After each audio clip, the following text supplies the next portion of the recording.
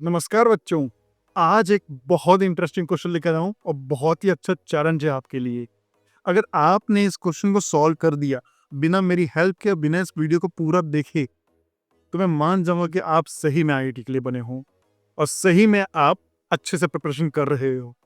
You are on the right track. But अगर आपको जरा सा भी इसमें डाउट आए तो आप इस वीडियो को देखिए, है ना। आप मेरे एनिमेटेड वीडियोस जो मैंने ऑलरेडी बना रखी है चैप्टर 4 प्लेलिस्ट में, उसको जाके देखिए और समझिए और उसके बाद फिर से इस क्वेश्चन को टैकल करिए। ठीक है बच्चों। अब अगर आपने इस क्वेश्चन को टैकल कर लिया है या आपने मन बना लिया है कि इसमें कौन कौन से ऑप्शन सही हैं, ये मल्टीपल चॉइस टाइप क्वेश्चन है, तो फिर इस वीडियो को पूरा देख के कंप्लीट करिए और फिर कमेंट करिए कि हाँ, आपका आंसर बिल्कुल सही था। तो चलिए मैं इस क्वेश्चन को टैकल करता हूँ। तो क्वेश्चन क्या बोलता है बच्चों? The sum of all the electromagnetic force between different particles of a system of a charged particle is zero। मतलब सारे में सारे इलेक्ट्रोमैग्नेटिक फोर्स इस पर्टिकुलर सिस्टम में जीरो होंगे इफ एंड ओनली इफ, मतलब चार ऑप्शन दे रखे हैं। पहला सिस्टम, ये जब चारों पार्टिकल्स, मैंने यहाँ पे चार पार्टिकल्स दे रखे हैं, इसमें आप और भी ले सकते हैं। अगर सारे पार्टिकल्स पॉजिटिव चार्ज है। दूसरा ऑप्शन है अगर सारे पार्टिकल्स नेगेटिव चार्ज है तब जीरो होगा। तीसरा ऑप्शन है only if half the particles are positively charge and half the particles are negatively charge. और चौथा ऑप्शन है irrespective of the science of the charges, मतलब चौथे में कोई साइन ही नहीं है। तो अब हम option A, option B, option C पे चलते हैं। सो ऑप्शन बी ए पे हम पता है ये है हमारा ऑप्शन ए, है ना। ऑप्शन ए बना लेते हैं, पॉजिटिव पॉजिटिव पॉजिटिव पॉजिटिव। ठीक है बच्चों। अब ये जो पॉजिटिव चार्ज पार्टिकल्स हैं वो एक दूसरे पे फोर्स लगाएंगे, और कौन सा फोर्स लगाएंगे? इलेक्ट्रोमैग्नेटिक फोर्स लगाएंगे। ऑलरेडी क्वेश्चन दे रखा है। ठीक है बच्चों। सो बेसिकली ये वाला पार्टिकल 1 2 पे, 3 और 4 लिखता हूं मैं सो आप समझ जाओ। सो 1 2 पे रिपल्सिव चार्ज लगाएगा, रिपल्सिव फोर्स लगाएगा सो इस डायरेक्शन में। और चूंकि 1 2 पे लगाएगा, 2 भी 1 पे लगाएगा। Newton's third law of motion बच्चों। ठीक है बच्चों।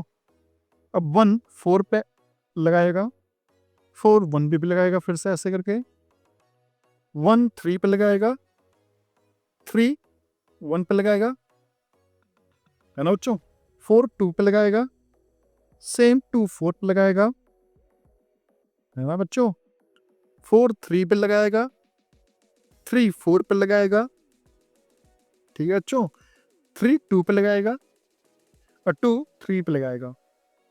सो ये basically all the forces and all the particles लगे हुए हैं।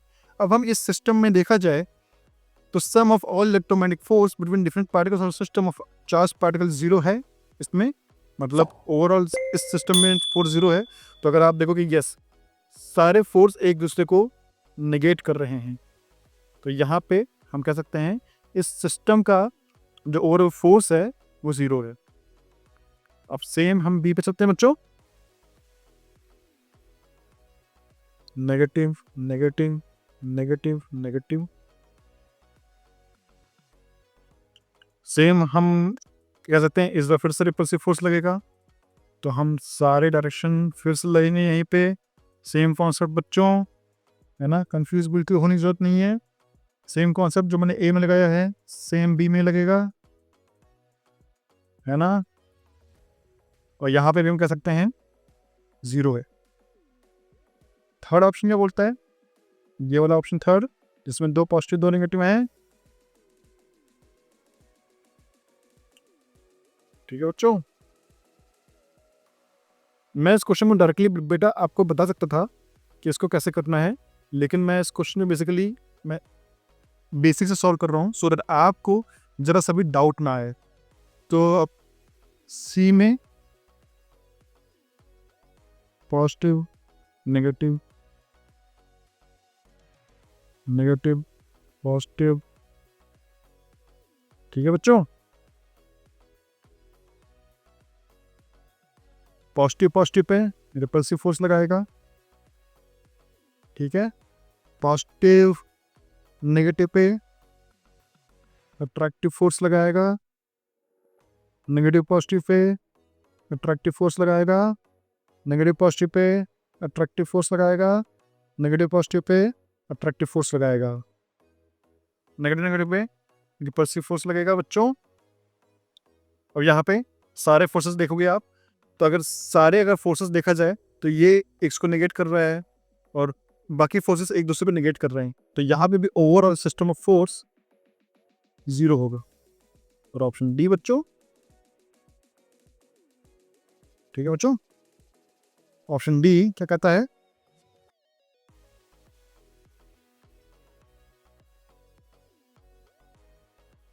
डजंट मैटर, कोई भी चार्ज हो। अब बच्चों न्यूटन थर्ड लॉ क्या कहता है? अगर एक ऑब्जेक्ट ने दूसरे ऑब्जेक्ट पर फोर्स लगाया तो दूसरा ऑब्जेक्ट भी पहले ऑब्जेक्ट पर फोर्स लगाएगा, ठीक है? तो अगर लेट्स से इन्होंने अट्रैक्टिव फोर्स लगाया आपस में, लेट्स से मुझे नहीं पता कि इसका क्या डायरेक्शन है, बेसिकली ये पॉजिटिव चार्ज है नेगेटिव चार्ज है, अट्रैक्टिव लगेगा या रिपल्सिव लगेगा। लेट्स से इन दोनों के बीच में अट्रैक्टिव लगा, तो हम देख सकते हैं कि जैसे ही अट्रैक्टिव फोर्स लगा एक दूसरे पे अपोजिट फोर्स लगा रहे हैं और इंटरनली जो ओवरऑल सिस्टम का जो फोर्स है ना, वो 0 हो गया है, क्योंकि एक दूसरे में फोर्स लगाया और फाइनली 0 हो गया। सेम अगर बाई चांस मैंने माना कि भैया चलो इस बार रिपल्सिव लगा है, फिर से 0 हो गया, इस बार यहाँ अट्रैक्टिव लगा है, फिर से 0 हो गया, है ना? इस बार यहाँ रिपल्सिव लगा है, फिर से 0 हो गया, इस बार यहाँ अट्रैक्टिव लगा है, लो भैया फिर से 0 हो गया, इस बार यहाँ अट्रैक्टिव लगा है और लो भैया फिर से 0 हो गया।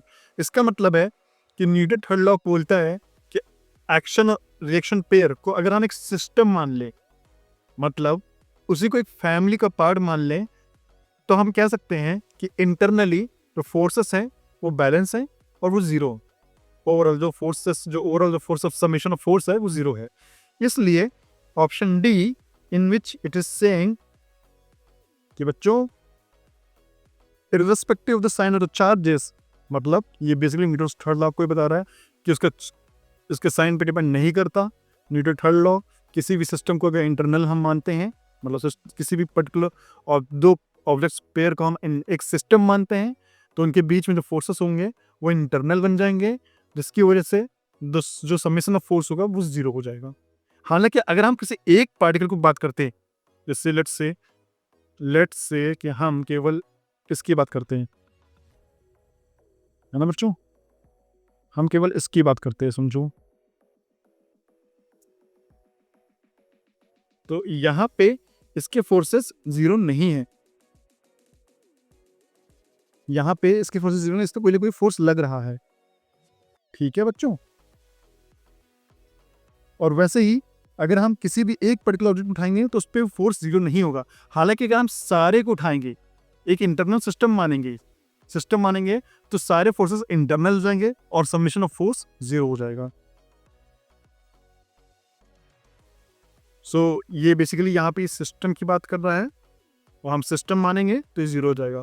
तो अगर आपको इसमें जरा से भी प्रॉब्लम आई हो या इसमें जरा सा भी डाउट आया हो तो आप मुझे कमेंट करिए, है ना, मैं इस क्वेश्चन को नए तरीके से समझाने की कोशिश करूंगा। और अगर आपने इस क्वेश्चन को ऑलरेडी अटेम्प्ट कर लिया और आपने उनको सही आंसर निकाल लिया, तो इसका मतलब है कि आपको particular Newton third law of motion को आपको बहुत समझ आ चुका है और आप अच्छे टेक्निकल क्वेश्चन जो हैं वो टैकल करने के लिए रेडी हो, जो कि मैं आने वाले वीडियोस में कराऊंगा। So keep watching physics by VK sir, और चलते हैं नेक्स्ट क्वेश्चन में। तब तक के लिए धन्यवाद।